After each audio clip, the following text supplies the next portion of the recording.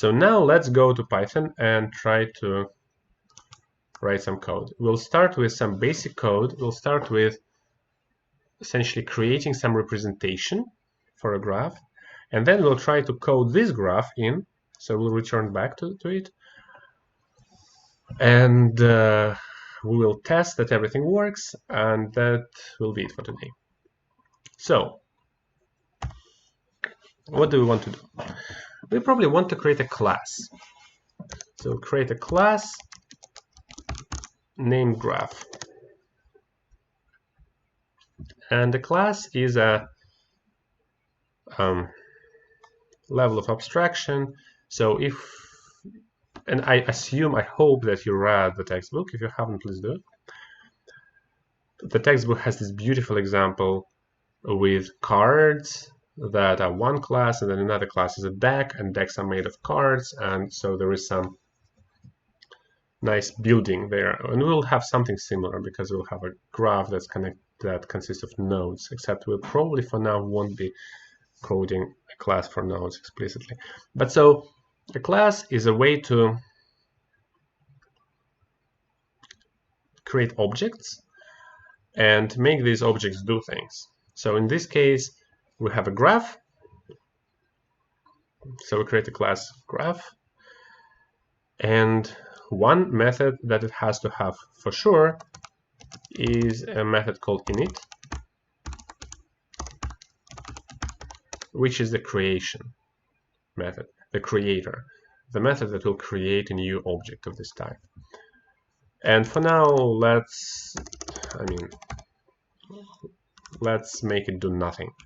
The method init for sure gets one parameter called self, and this parameter, this argument, is just a convention in Python. It should be present, and we will use it to refer to internal properties and methods of a class.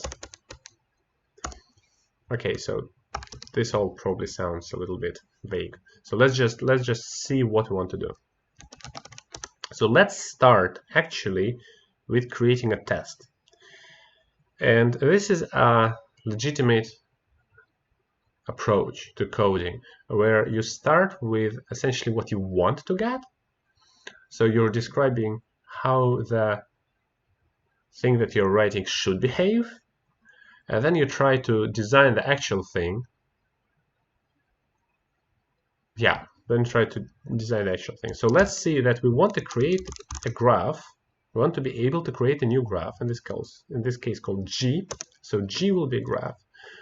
And then we want to be able to add edges to it. So say, for example, we will create it as an empty graph, and then we will add edge to it. And for example, an edge going from node 0 to node 1.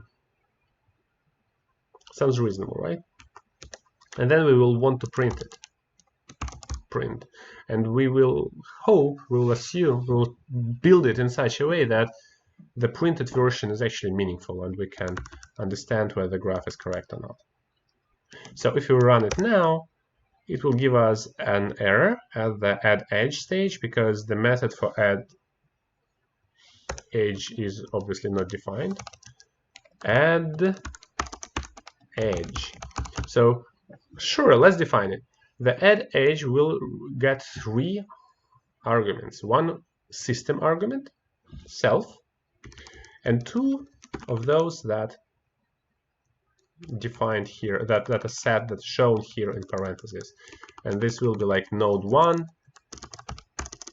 and node 2. Right? And for now, this method is doing nothing. Okay, so now we have a working program, except it does nothing. It creates an object, but this object is empty. It doesn't have any parameters. Then it has a method called addEdge, but this method also does nothing. So let's start doing things. Okay, so we want the object to remember the structure of a graph, obviously, right? We're creating a graph, and so this variable that represents the graph should know what the graph is, what its shape is. How to represent a graph. So far, we only discussed one way of doing that, as a list of edges. So sure, let's try that. Let's say we have edges, which is a list of edges, and originally it's empty. Oh yeah, and by the way, a little like preface, I will be coding that almost like role-playing. So what I'm writing here is not an ideal code. I'm trying to show how to create the code from, like, how to gradually build the complexity, and we may have some dead ends. So maybe I will start writing something, and then I will realize, or actually realize, that it's not working, and then I will backtrack.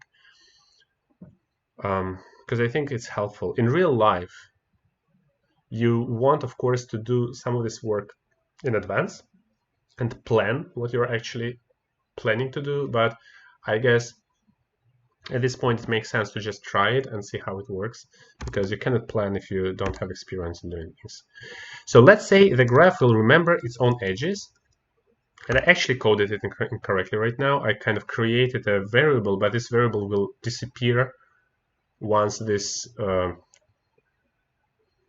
the program won't remember it.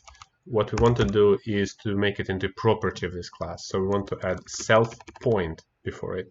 So now the class actually has a property. If I run it now and I do g edges, you can see that, yeah, it exists. This property exists. This variable g has a property edges, and right now it's empty.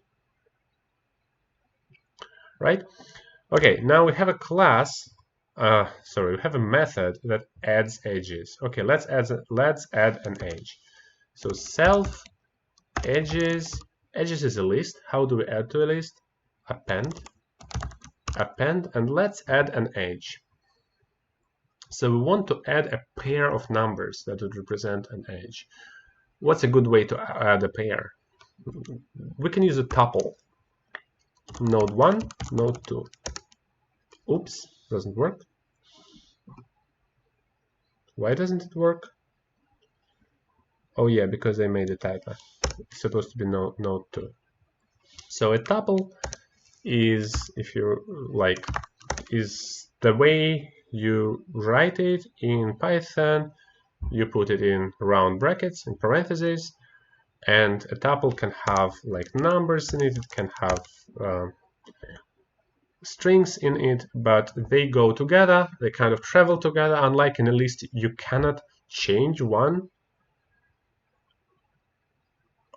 element of a tuple. Tuples are what's called immutable, so you cannot change them, but they always go together, and it's a nice way to represent a pair of values. So let's actually add a command here. So this will be a list of tuples. All right, good. So if we run this now, if we look what's in gedges, yeah, now the edge is stored there.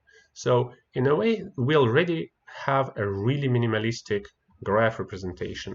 Let's add another edge. G add edge 0, 2.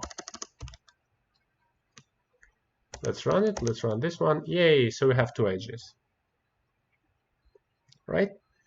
Good. Now you may think, okay, is it a good code?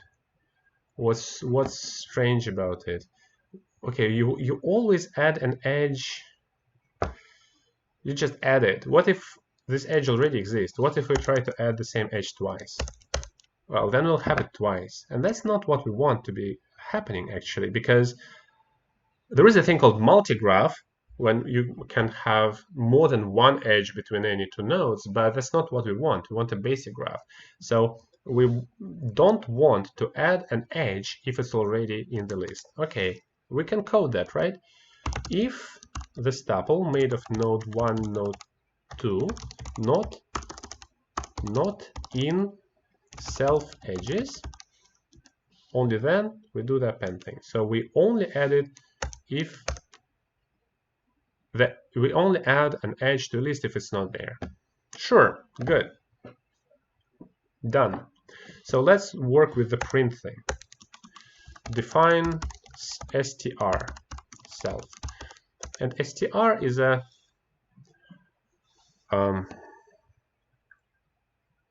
special method that's kind of built in. Well, it's not built in, we're actually about to implement it, but it has this special name that's conventional.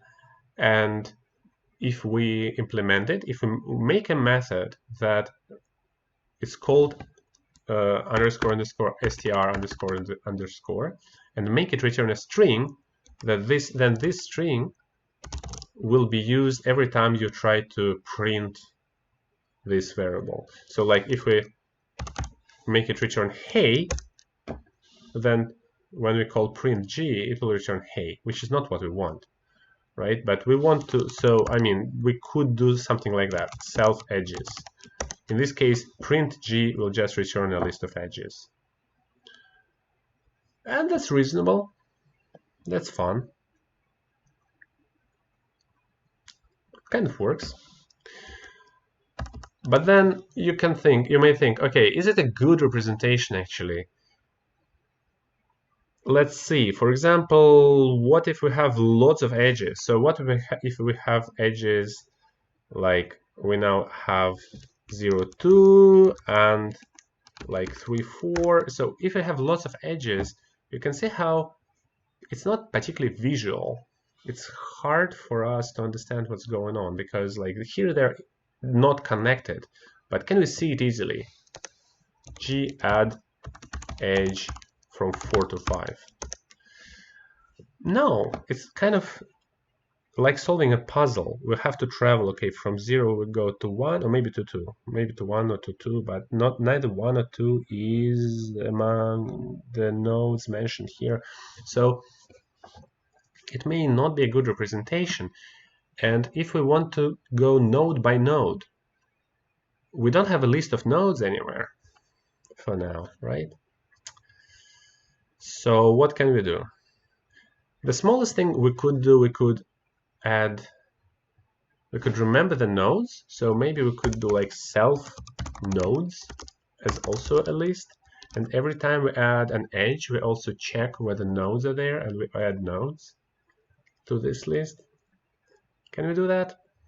Yeah, we can, right? So let's do the following. If node 1 in self, no, actually not in self nodes, self add node 1. And then the same thing for node 2.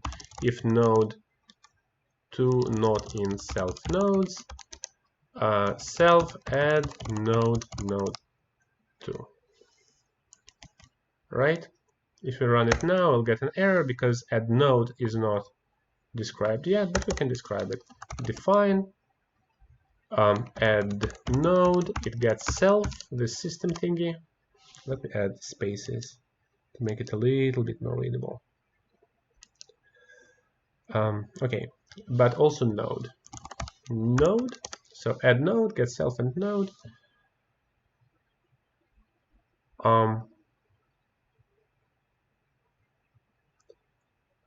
You know what, actually, let's move this check.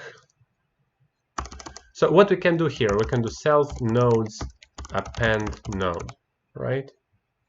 But let's actually put the safety check inside this function, this method.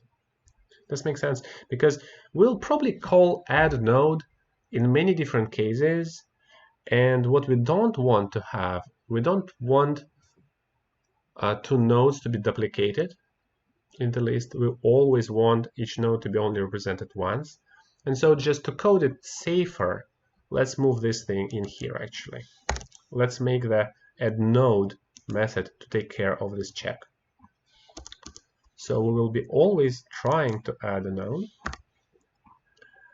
But then here we will check if node is not in if node is not in self nodes, then let's add it. Will it work? Yep, now it works. And let's check, let's check whether G nodes actually exist. Yeah, look at that. We have a list, we have node number I mean, node number 0 and 1 and 2, and then 3 and 4 and 5. Good. We have a list of nodes. We still, yeah, so it's better than it used to be. But then you can imagine, so we want to make a model, right, of, say, interactions between people. So at some point we will have an infected person, and we will want to look at all people who are connected to this person. Right now there is no easy way to get this information. So right now, if we wanted to look at all people, at all nodes connected to a given node, we'll have to write a special method. And this method will have to go through each edge and select those edges that mention one node but not the other. And then we will have to put all these nodes somewhere, and we'll also have to check no, we won't have to check for duplications because our edges are unique. But anyways, so we'll have to write a method for that. But when we play with our model, we will actually be doing this operation again and again and again, because what will happen, we'll have one person, the person will be infected, and then we'll look at all. Should I draw or should I use my hands? I can use my hands. So we will look at the person and look at all people who are connected to them, and then for some of them will get infected, and so we'll have to look at all people connected to the second person, right? If every time we have to calculate that, it will take lots of time. Our model will be really slow. So can we just maybe store this information in our graph? Let's try to do that. So how can we do that? Maybe let's not have self edges, and let's not have self nodes. Instead, let's keep a track for every node, a list of nodes to which this node is connected. And the data structure that we'll use for that is a dictionary. So we'll have something like A equals, we'll have something like node 1 is connected to node 2 and 3. And node 0 is connected to nodes 1 and 4. Right? We'll have something like that. Oops. Should be comma. We want something like that. A dictionary is a really nice way to represent that. So let's do that. Let's make a dictionary. Dict is a short for dictionary, but it's not a good name because it's a kind of reserved word. Let's call it gdict, like graph dictionary. And we'll start with an empty dictionary. So we need to rewrite all of this code now. It's called refactoring, the fancy name. We want, well, no, it's not actually called refactoring, but let's change the code so that it would comply with this new structure. So when we add node, we will check if the node is already present in the dictionary. And the command looks like that, looks the same. Let me illustrate like what's going on. So for example, remember above, see above we created a fake, like the little dictionary called A. So is 1 in A? Yay, it is. Is 2 in A? No, it's not. So when we check whether an element is in the dictionary, we are not actually looking at the values that correspond to entries of the dictionary. We'll look at we're not looking at those things that are on the right in each of these assignments. We're looking at the things that are on the left, which are called keys. So in this case, this particular dictionary has only 2 keys, 1 and 0. So 2 is not in A, but 0 is in A. Does make sense? So here nodes will be our keys. So let's write a documentation string. If node is not in a dictionary, add it. So if node is not in self-dict, we will add it. And the way we add it, we will do gdict for this node equals empty list. So we will create an entry in the dictionary, but the value of this entry will be an empty list because this node is not connected to anything yet. Right? And we're still checking. If the node is already in the dictionary, we don't want to do that because it would like ruin the previous value. So if there is a previous value, just leave it. If there is no value, create an empty list as a value so that we could add to it later. Right? So let's change add edge now. Self add node, yeah, that's fine. We try to add the first node, we try to add the second node. Now we know that these nodes exist, and now we are not doing this anymore. We're not adding edges. We want to add node 2 as a connection to node 1. Okay, let me just type that. Add node 2 as a connection for node 1 and the other way around. Right? So where is the list of connections for node 1? It sits at, oh, by the way, I made a mistake here. Self. This should say self. Every time we refer to this property, we should first type self point. So where are the connections of node 1 sitting? They're sitting at self gdict node 1. This is the list of all connections of node 1. So we want to check if node 2 is in this list. If it's already in this list, just leave it. If it's not, let's add it. Okay, we can do that. If node 2 in, or rather not in self gdict graph dictionary node 1, then we do self graph dictionary node 1 append node 2. So we'll add it. And same the reciprocal version. If node 1 not in self gdict node 2, then self gdict node 2 append node 1. Right? We don't have to return anything in the end because these methods don't calculate values, they change the properties of the class. So they already did everything that they want. You may make them return something if it's helpful, but for now it's not helpful for us.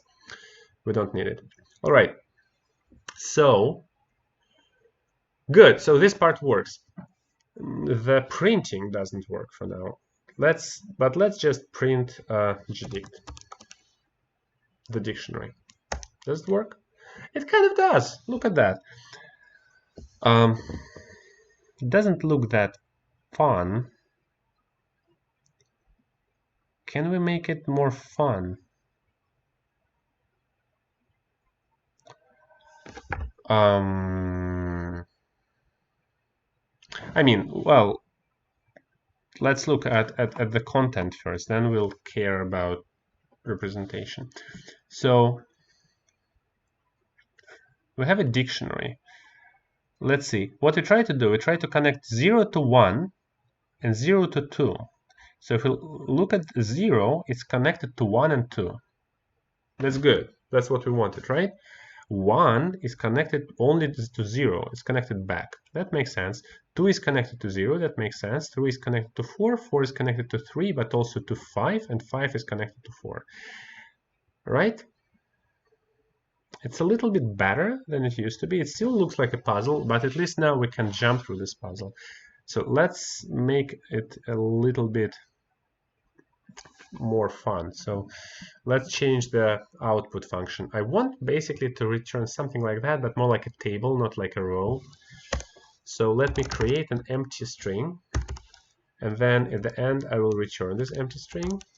I mean this string, but it won't be empty by that time. I will probably do a loop. So how to loop through a dictionary?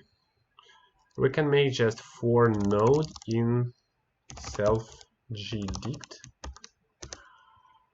out. Let's add to out the following thing. We will add the node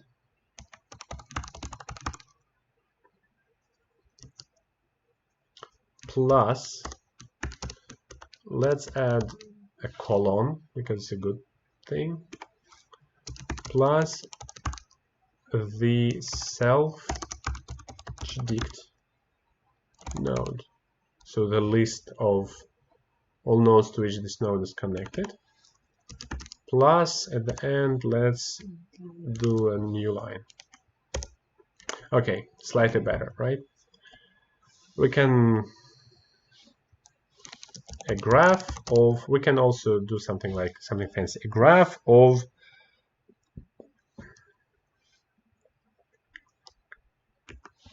plus string length a self gdict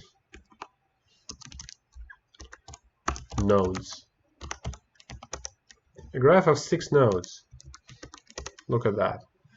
So now it returns the length of the dictionary, and length of the dictionary is the number of entries in the dictionary, which in this case, because we add a node, every node is added as an entry. It's number of nodes. Let's test it, by the way. What if we, can we do g add node 7? Can we just add an isolated node? Yeah, totally. Look, now we have a node 7 that's not connected to anything. So we have this minimal thing now. And that's kind of, actually, if you think of that, yeah, this is obsolete now. So this is a really minimalistic set of, like a really minimalistic class to represent graphs. It supports basic operations. You can add nodes, you can add edges, and it supports some form of reporting. It tells you back what's inside it, which is slightly better visually than just printing the dictionary. It's same information, just more visually neat, and it's definitely better than just printing all the edges. So from the as a tool we're building for the future, this representation is better than the presentation with edges. Essentially, if you think of it, what we build now is a transformation from one representations to each other, because we feed edges to this thing, right? We give it one edge at a time. So you can imagine you can automate this process. You can have a list of edges, and you would just iterate through these edges and add them. And it builds a different representation, a representation that's centered on nodes and not on edges. And for every node, it remembers to which nodes it is connected. So I'm guessing that's a good place to make a stop. And as a promise for the next episode of this series, in the next episode, we will create a random network. So we will use this functionality to connect edges randomly, to connect nodes randomly. And also I'll try to find a better way to visualize that, because text-only output is nice, but it would be also nice to have some visuals. So we'll try to do that. Till later.